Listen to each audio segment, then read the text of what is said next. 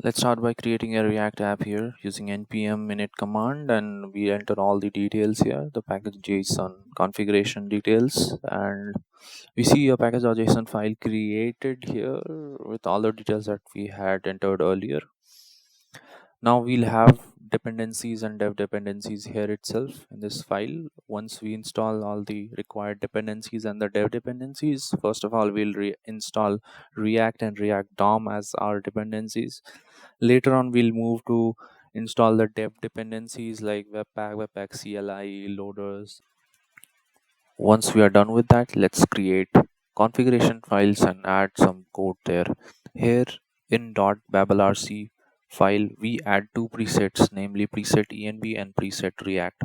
Preset env is a polyfill for compiling ES 2015 plus syntax code, and preset react is for compiling React specific code. Here in webpack.config.js file, we export a JSON with namely four things. First thing being the output, which has the bundle file name and the output path. Second one is plugins, which has all the plugins listed that is being used up while bundling. If you don't know what a plugin is, plugins are something that work at bundle or chunk level at the end of the bundle generation process. In our case, we are using HTML Webpack plugin to generate a HTML file for you that includes all your Webpack bundles in the body using script tags. Third one is dev server, which specifies which port to use on the development server.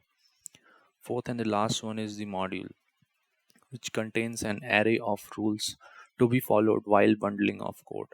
Here in our case, we are using Babel loader, URL loader, CSS loader, styling loader, and Sass loader.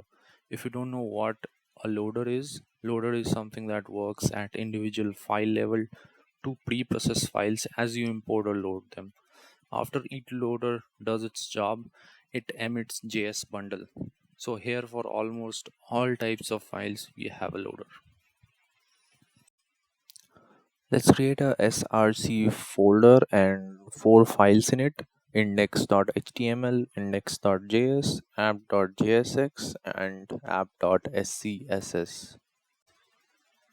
In index.html file, we will add doc type for making browser aware of what type of document this is, HTML tags with head and body tags in it. Head will have metadata defined and page title. Body will have two things. First one is the div for rendering the whole application. We assign it with the ID as well to be used later in index.js file. Second one is a script tag which imports bundle.js file, the same file that we named an output of webpack config file. Let's go to index.js file and select the same div that we created in HTML5 earlier.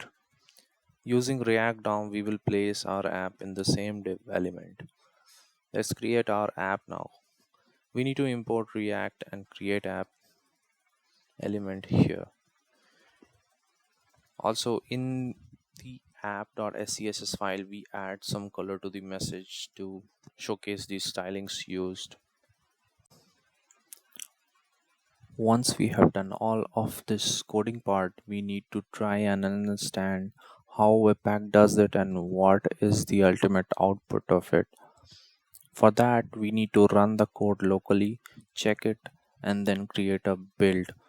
For checking it locally, we need to use the package Webpack dev server that we installed earlier as a dev dependency.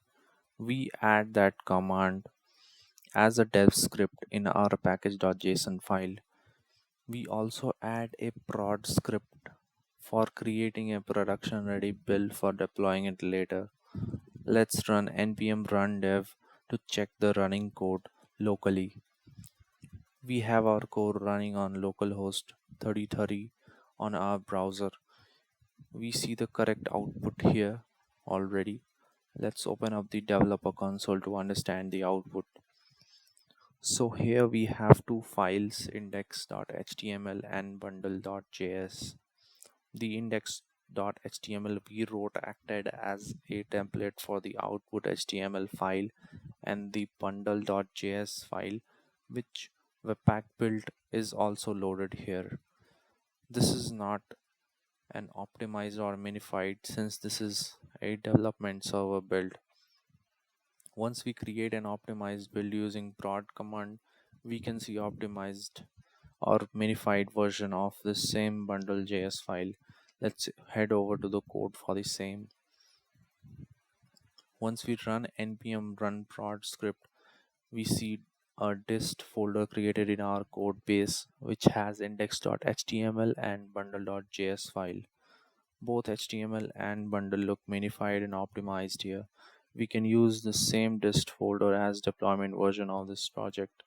I will be attaching all the important links and readables. Please do go through them for a better understanding. Let's catch some other time. Goodbye.